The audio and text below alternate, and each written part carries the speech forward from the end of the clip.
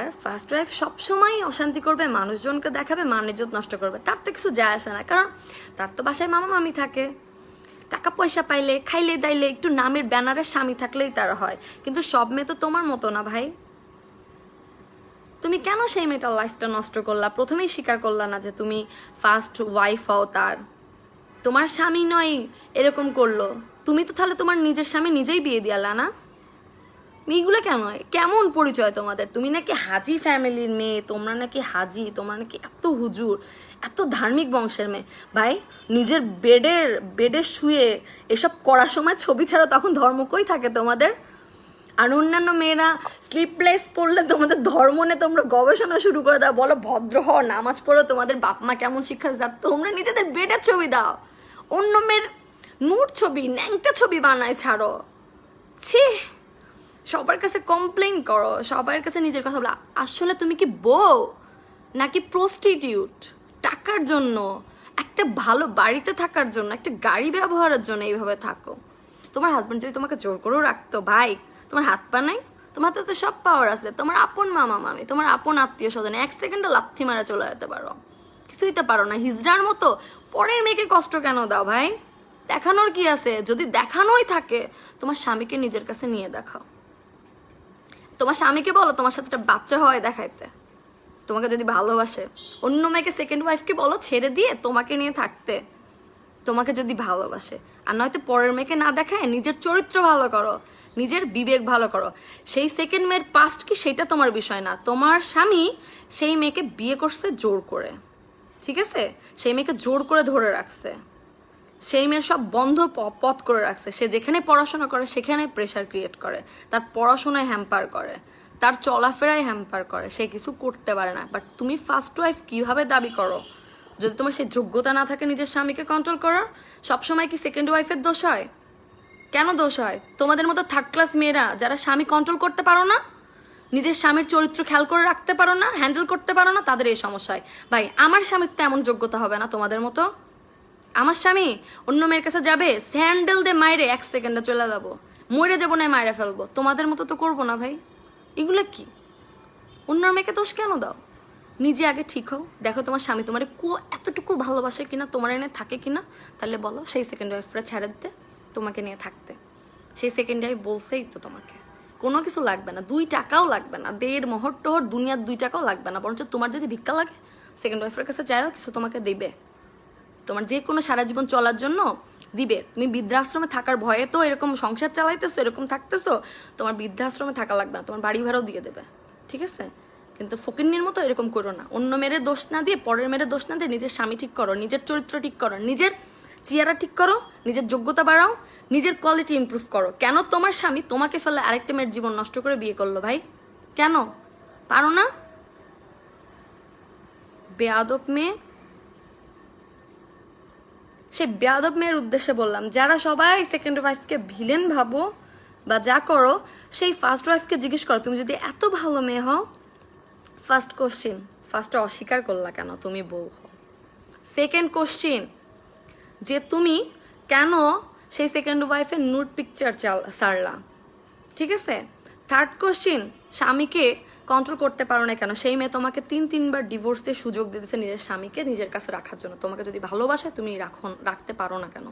চতুর্থ প্রশ্ন, যে তোমাকে যদি ভালোবাসে তাহলে সেই মেয়েকে ছাড়তেছে না কেন?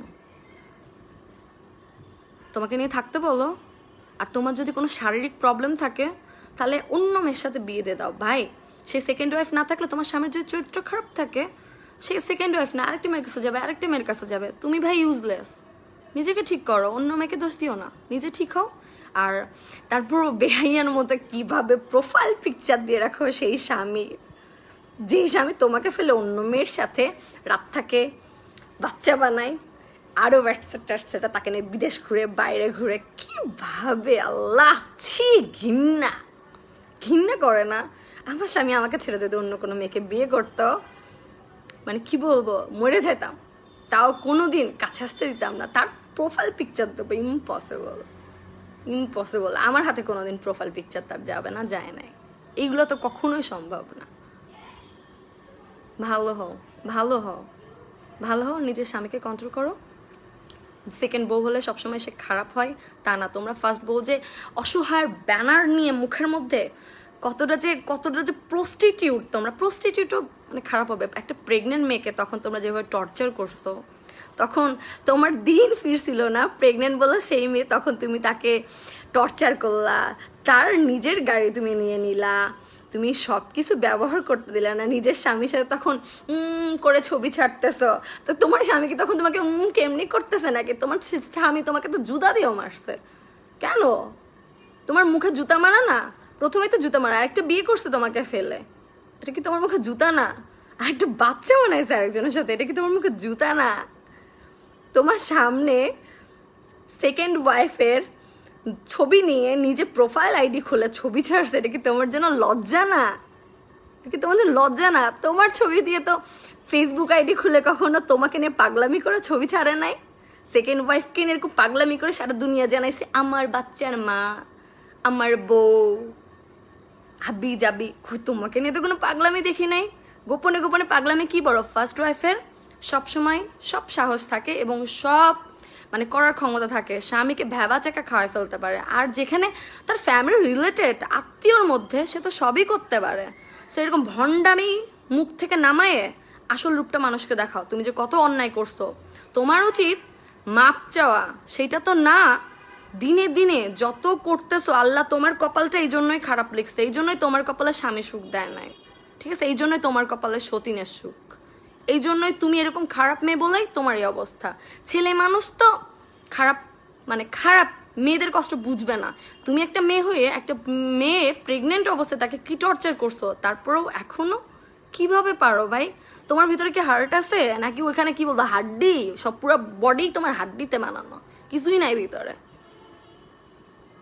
তোমার আসলে কিছুই নাই। তোমার কিছু নাই বলেই তো তোমার স্বামী তোমার সাথে থেকে 6 মাস, মানে 6 মাস না, সরি 3-4 মাস প্রেম করছে, তাও তুমি স্বামীর পাশেই ঘুমাও নাই, টেরই পাও নাই। কেমন বউ গো তুমি? আমি তো আমার স্বামী বাথরুমে কতক্ষণ থাকে সেইটুকু টের পাই, তুমি এইটুকু টের পাও নাই। ভালো হও, এতটুকু বলবো ভালো হও। সে খুব ভালো মেয়ে না হোক, তোমার মতো খারাপ না। তোমার সাথে কোনো খারাপ করে নাই। তোমাকে যতবার গালিগালাজ করছে তোমার কর্মের জন্য করছে। তুমি শুরু করছো অশান্তি, তুমি বাজে করছো, দেন তুমি ফিডব্যাক বাজে পাইছো। তোমার লাইফ কেউ নষ্ট করে না, তুমি নিজের হাতে নিজের লাইফ নষ্ট করছো। ইভেন সেই মেয়েটার লাইফও নষ্ট করছো, নিজের স্বামীকেও এরকম সাহস দিছো। তোমার মতো থার্ড ক্লাস মেয়েদের জন্য 14টা মেয়ের জীবন নষ্ট হয়, স্বামী আরেক জায়গায় বিয়ে করে, এসব কাহিনী হয়। ভালো হয়ে যাও। আচ্ছা আল্লাহ হাফেজ। এই কাহিনীটাই বলার ছিল। এখন তোমরা জাস্ট বলবা দোষটা কোথায় ছিল সেকেন্ড ওয়াইফের। আর ফার্স্ট ওয়াইফ এত ভালো, এত ধার্মিক, 5 ওয়াক্ত বলে নামাজ পড়ে, মানে সৌদি আরবে জন্ম, জানো স্ট্যাটাস কি, আই লাভ সৌদি আরবা। বাংলাদেশ হলো শিট, বাংলাদেশের সব চিটার লায়ার। ভাই বাংলাদেশের তোর থেকে অনেক ভালো। সৌদি আরবের ব্যানার দিয়ে হেজাব, কোনোদিন হেজাব পরে তো কোনোদিন মানে কি বলবো, বুড়ি বয়সে সেকেন্ড ওয়াইফকে দিকে প্যান্ট গেঞ্জি পরে করে পোজ দেয়। আবার লেখা দেখো তো আমার ফিগারটা, আমি এভারগ্রিন। ভাই তুই এভারগ্রিন নিজের, তুই বুড়ি মানুষই তো বলে আমি এভারগ্রিন। বুড়ি হলে না তার এভারগ্রিনের প্রশ্ন আসে, ইয়াং মানুষ তার বলে না এভারগ্রিন। স্যাদর কোথাকার, ছাগল একটা আবাল কোথাকার, তোরে মানে গাইলেও মনটা ভরবে না আমার, থাপড়ায় দাঁত মুখ ভাঙতে হয়। বেয়াদবের বাচ্চা, নিজের স্বামী সামলা, পরের মেয়েকে না ডিস্টার্ব করে নিজের স্বামী সামলা। আর না পারলে পারে মানে আত্মহত্যা করাটাই বেটার ছিল। পারো না যেহেতু, মেয়ে মানুষ তো তুমি না, কন্ট্রোল তো করতে পারবা না। অন্য মেয়ের জীবন নষ্ট না করে নিজে যা ইচ্ছা করো, অন্য মেয়ের জীবন নষ্ট করো না। আল্লাহ হাফেজ, ঠিক আছে? নিজের পরিচয়টাকে নিজেই দিয়ে নিও। আর প্রোফাইল পিকচার দেওয়ার আগে বারবার ভাববা তুমি কোন পরিচয় দাও। তোমার মুখে মানে ছি, কুকুর কুকুর হাগু করলে লজ্জা লাগবে না? তুমি তো এরকমই। আল্লাহ হাফেজ।